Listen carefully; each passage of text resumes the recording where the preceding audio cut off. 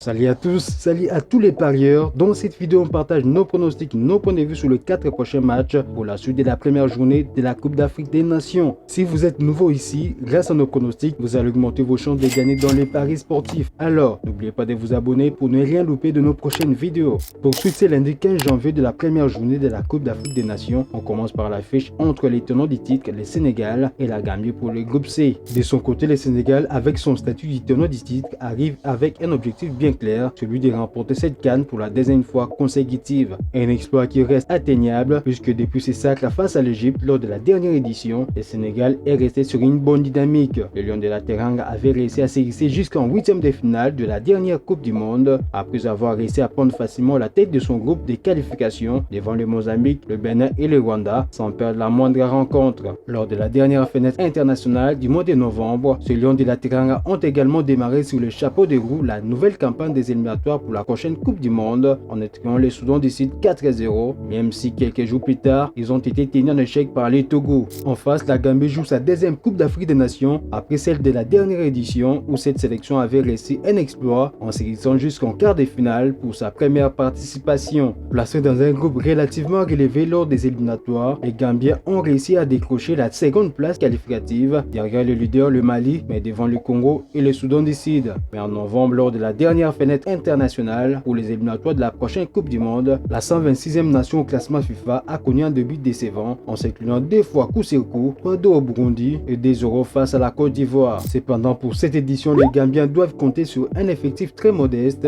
tandis que le Sénégal se repose sur ses stars, à l'image de son buteur Sadio Mané, auteur de 37 réalisations en 100 sélections, c'est son capitaine Kalidou Koulibaly d'Al Hilal, c'est son portier d'Al Ali Edouard Mendy, Idrissa Gueye d'Everton, Crépin Diatta de l'AS Monaco, ainsi que Ismaël Assar de l'Olympique de Marseille.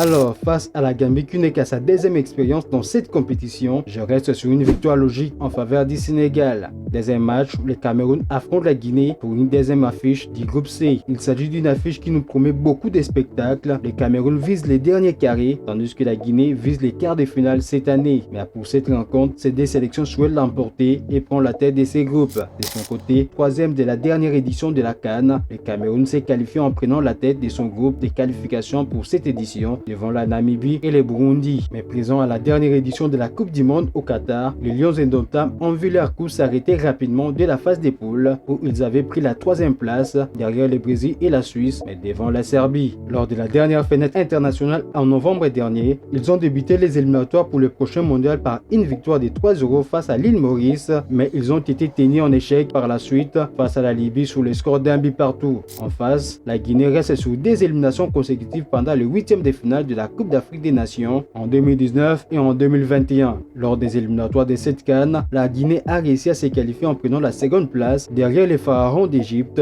mais devant le Malawi et l'Éthiopie. Et lors de la dernière fenêtre internationale, cette sélection a bien débuté la nouvelle campagne des éliminatoires pour la prochaine Coupe du Monde en s'imposant 2-1 face à l'Ouganda avant de s'incliner finalement 1-0 face au Botswana. Mais placé dans un groupe compliqué en compagnie du tenant du titre, le Sénégal, la Guinée doit compter sur ses quelques stars, à l'image de son capitaine Naby Keita de Werder Brême, auteur de 12 réalisations en 54 sélections, sur son milieu du terrain Moriba Kourouma de Leipzig, le défenseur Issa Gassila de Montpellier, ainsi que sur l'attaquant Mohamed Bayo. De son côté, le Cameroun doit compter sur son capitaine et buteur de Besiktas, Vincent Bouakar, auteur de 37 réalisations en 98 sélections, sur Zambo Anguissa de Naples, et Tonje Carl Toko Ikambi, ainsi que son gardien de Manchester, André Onana. Mais pour ce match, entre deux sélections qui veulent l'emporter, je vois un nul. Direction à présent le groupe D, où l'Algérie affronte l'Angola, c'est lundi 15 juin. Pour cette édition, l'Algérie vise également le dernier carré, tandis que l'Angola espère atteindre le huitième de finale. De son côté, l'Algérie, éliminée dès la phase des groupes lors de la dernière édition, elle n'a pas pris part à la dernière Coupe du Monde au Qatar, mais reste quand même sur un sacre remporté lors de la Coupe d'Afrique des Nations en 2019.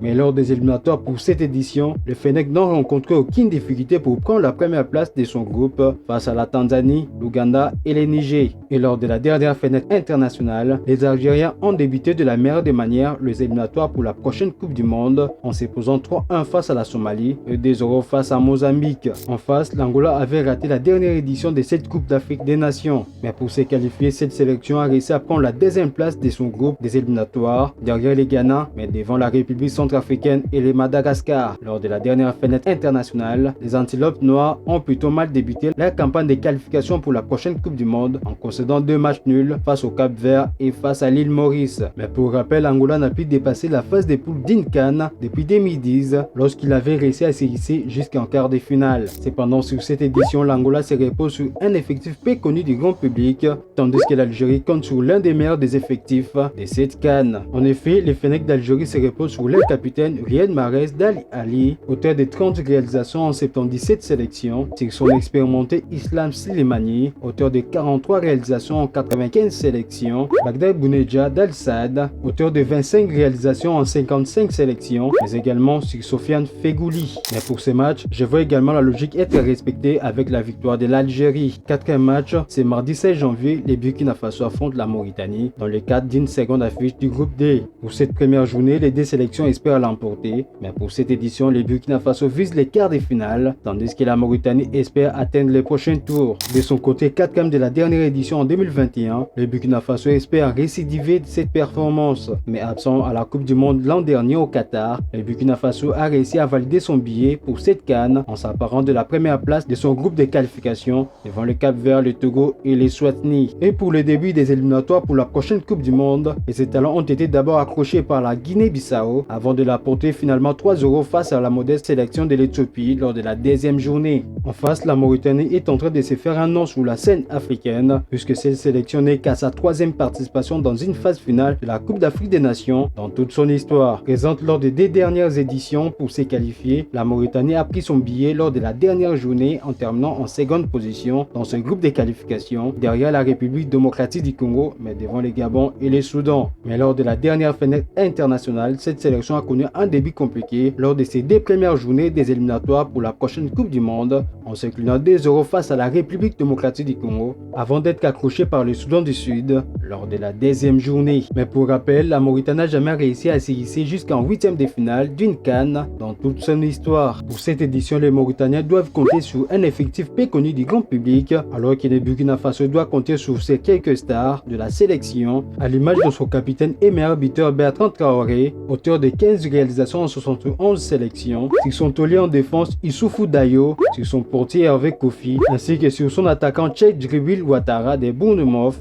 auteur de 6 réalisations en 14 sélections. Alors pour ces matchs, je veux également la logique être respectée avec la victoire du Burkina Faso. Voilà, c'est tout pour cette nouvelle vidéo. Si vous avez kiffé, n'oubliez pas de liker et de vous abonner. Allez, on se retrouve très vite pour une nouvelle vidéo.